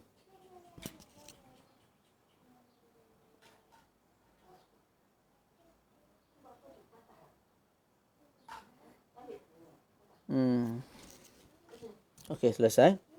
Habis dah. Wa tariqin. Begitu juga makruh kita berak dan kencing di jalan. Di highway ke di mana. Tak. Makruh. Bukan haram. Semuanya kalau ada perkara maksiat di situ. Contoh tempat orang mengumpat, tempat orang na'udzubillah buat maksiat di situ. Tak. Kita pergi berak kat situ ramai-ramai dengan niat untuk mengosongkan tempat tu daripada maksiat. Bila dah berbau busuk orang tinggal lah. Tak, maka ketika itu tidak dimakruhkan. Jadi bolehlah try. Wa tahta syajaratin musmirah. Dan di bawah pohon yang musmirah. Musmirah ni yang berbuah.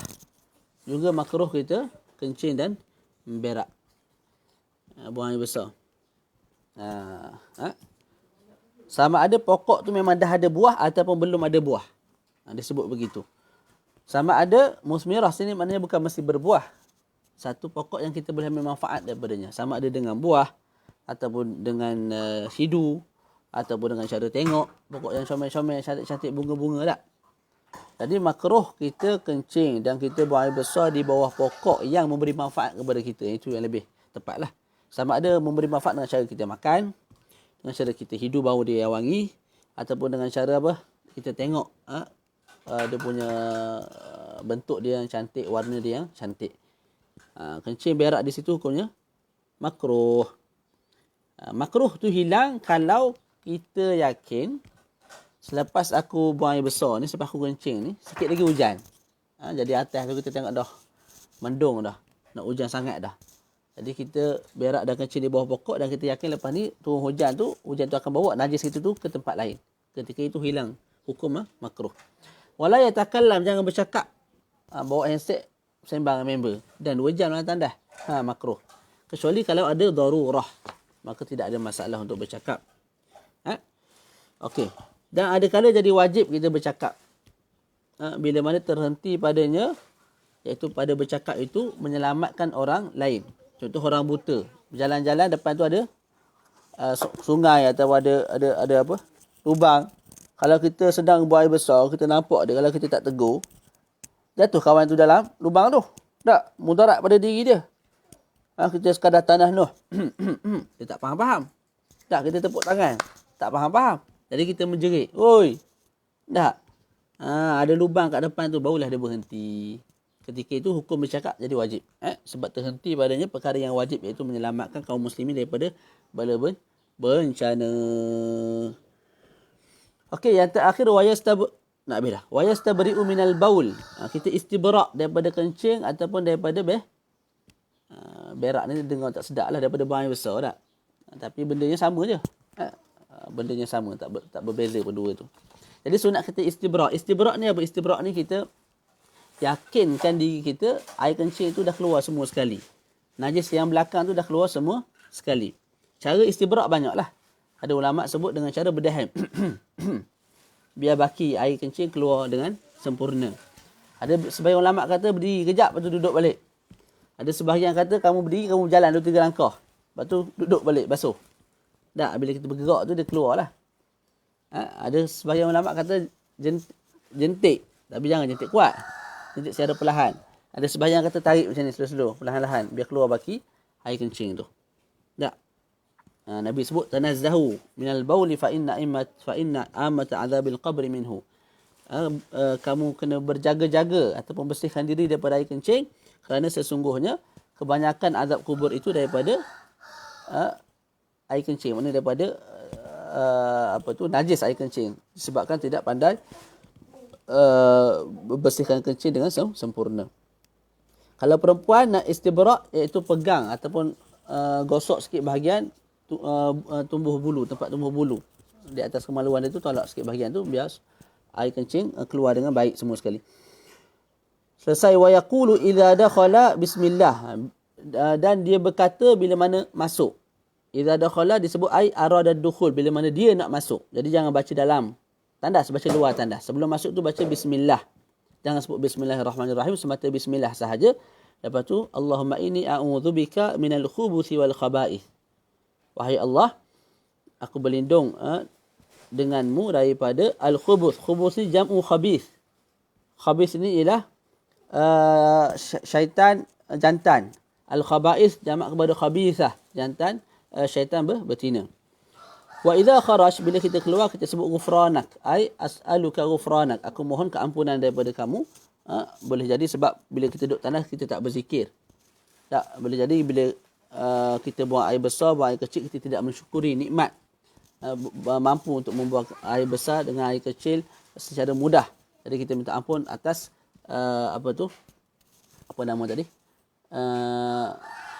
atas ketidaksyukurnya akan nikmat Allah Taala tu. Wa idza kharaja ghufranaka alhamdulillahillazi azhaba anil adza wa afani. Segala puji bagi Allah Taala yang menghilangkan daripada aku segala kekotoran, maknanya segala perkara yang tidak diperlukan oleh badan dikeluarkan dengan jalan kencing ataupun jalan buang air besar. Wa afani, iaitu Allah Taala pelihara aku daripada segala bala bencana. Selesai kat situ. Kita sebarang soalan, kita dah 12.30 dah, kita berhentilah. Jadi sempatlah berapa fasal tu? Sempat 3 fasal. Alhamdulillah. Paling kurang lepas ni kita akan baca 3 fasal lah. Paling banyak kita cuba pecut sampai 5 fasal kalau sempat. Ada sebarang soalan?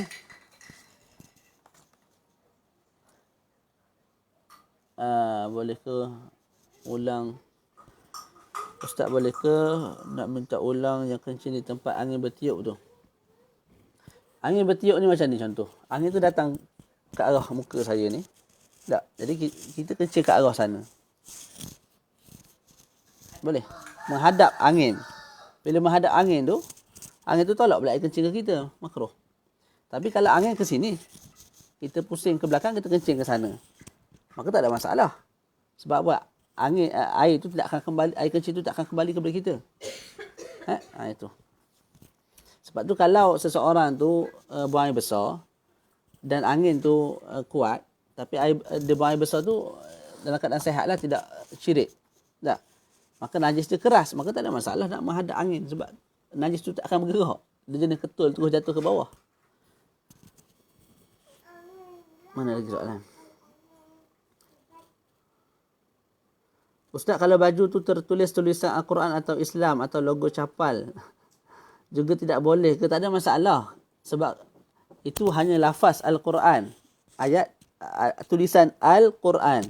Alif Lam, Qaf, Ra, Alif, Nun. Tak ada masalah. Ataupun Islam. Tak ada masalah. Untuk kita pegang. Ataupun maksud dia untuk masuk ke tandas. Kalau difahami daripada yang kita baca tadi tu, gitulah. Perkara-perkara yang dimuliakan oleh syarak. Jadi Islam, iman, nama malaikat, nama Rasul. Hatta logo syapal. Logo syapal ni atas niat lah. Kalau kita niatkan perkara tu, ialah memang itu kesan daripada peninggalan baginda Nabi. Jadi padanya ada kehormatan lah. Bukannya makruh.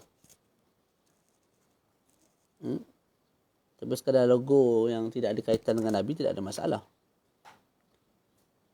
Boleh? Okey. Ada sebarang soalan yang lain?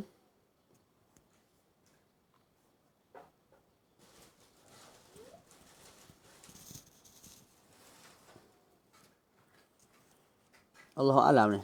Al-Quran, tulisan Islam, logo-logo yang berkait dengan logo yang berkait rapat dengan syariat Islam tak? Allahu a'lam. Tapi saya pernah dengar jugalah ada yang cakap haram Allahu a'lam, nak kata tu tak berani. Tapi tak nak kata haram tu susah jugalah. Sekadar makruh tu mungkin boleh pergi lagi. Tapi perkara ni dia berkait dengan zauq, perasaan hati.